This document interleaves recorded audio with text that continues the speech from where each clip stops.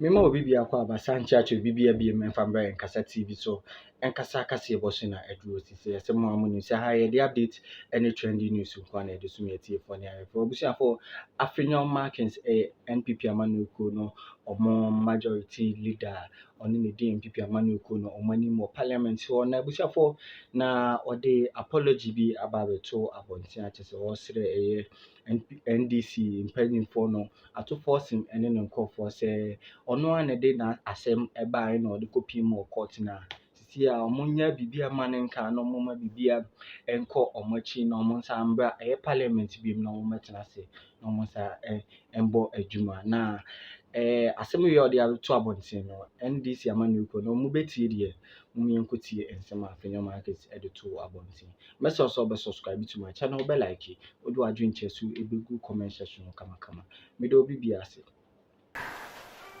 What?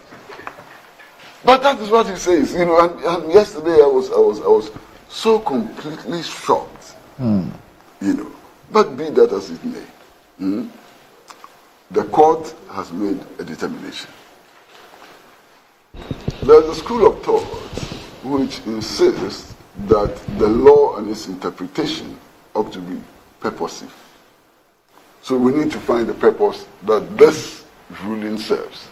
And I'm struggling. I can't find it. Maybe when the decision comes, when we see the consequential orders. No, they will give us the reasons for the decision. So the reasons plus the consequential orders will give us maybe a deeper insight. Yeah, but I'm trying to see it now, and I can't. Because you are not a spiritual man. That is true. Okay. Landy, that one there, you are correct. I mean, I saw the spiritual business and so on. I'm not into that vocation at all, you know. But then, can this lead to a reconvening of Parliament? By itself, it cannot. Yes. Can it determine where people sit in Parliament? By itself, it cannot. So what is the purpose of all this ruling, all this hula baloo and so? What is the purpose? Maybe it's a guide to future. So two things will happen.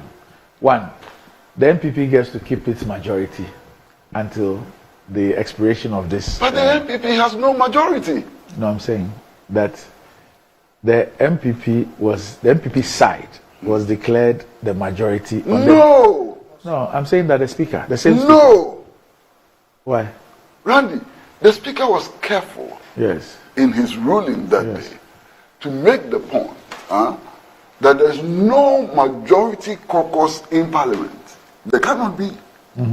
By virtue of Article 98(1), J and H, that there could not be a majority party in Parliament.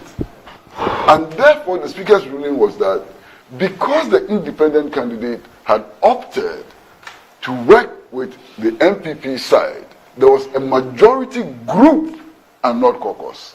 The Speaker was emphatic on that, and a minority group. Because it would have been very strange, exceedingly strange, if anybody, not just the Speaker, had declared that 137 can mathematically be superior to 137. It's a mathematical impossibility. Yes, sir. So the Speaker could not have made that declaration. So the Speaker, in his own wisdom, and being who he is, and so on, then decided to use group instead of caucus. I was opposed to the Speaker's ruling at that time, because it raised many fundamental constitutional and legal matters, you understand? But everybody allowed it to go. What we are suffering today is a consequence of that ruling by the Speaker declaring the MPP group majority. Because the independent decided to opt to work with them. Yes. Yes. Yes. So that gave them a working majority. Group as a group. Yes. Not as a party caucus. Yes. So That's there's the a point. majority group. Yes. Majority group. Yes. But even that, I believe that a strict application of the provisions of the Constitution disabled the Speaker from making that decision. Strict application. But we've gone past that, and nobody challenged it in court. At the time, I warned that it will have consequences. And now we have consequences. You know, what I think actually happened was that this whole idea of 137 as against 137 had never occurred in our parliamentary history, right from independence. Never occurred. And I don't think that anybody assumed that one day we'll be faced with this reality. So the tradition, the practice, the standing orders and all has been couched in such a way as to reflect majority versus minority. When the situation changed, we needed to have done re-engineering, you know, to rewrite the standing orders, to take account of the fact that, look, we are now in uncharted territory. We are now in a territory in which the NPP has 137, the NPP has 137, and there's no majority. Rather than re-think through the standing orders and recraft the standing orders and so on, the Speaker chose the easy option of declaring the independent candidate or independent member of Parliament and the NPP majority group. I have to be careful how I speak, because otherwise I'll describe this as a very lazy option. Lazy option. And the lazy option is what has brought us here. The lazy option is what has brought us here. In any case, Parliament is supposed to wind up its business by Friday. Okay. Not originally, nothing has changed. That hasn't changed. There's no decision which changes that as we sit here. It may change, but it hasn't changed. You understand? So Parliament is supposed to wind up its business by Friday.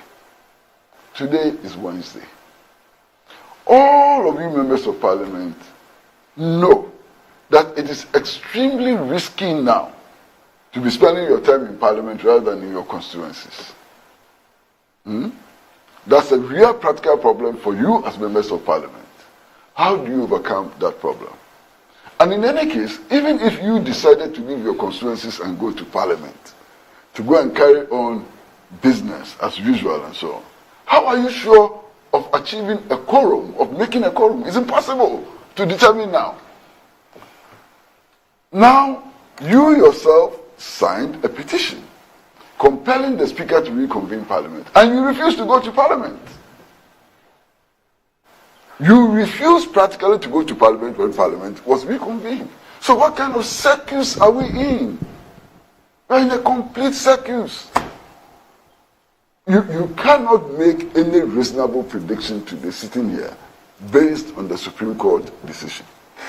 In any case, Afenyo Makin, one of his biggest problems is that he cannot sit in the chair of the minority leader for spiritual reasons.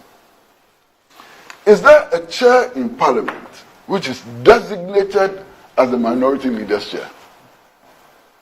I don't know. There's no chair in Parliament, as far as I'm concerned, which is designated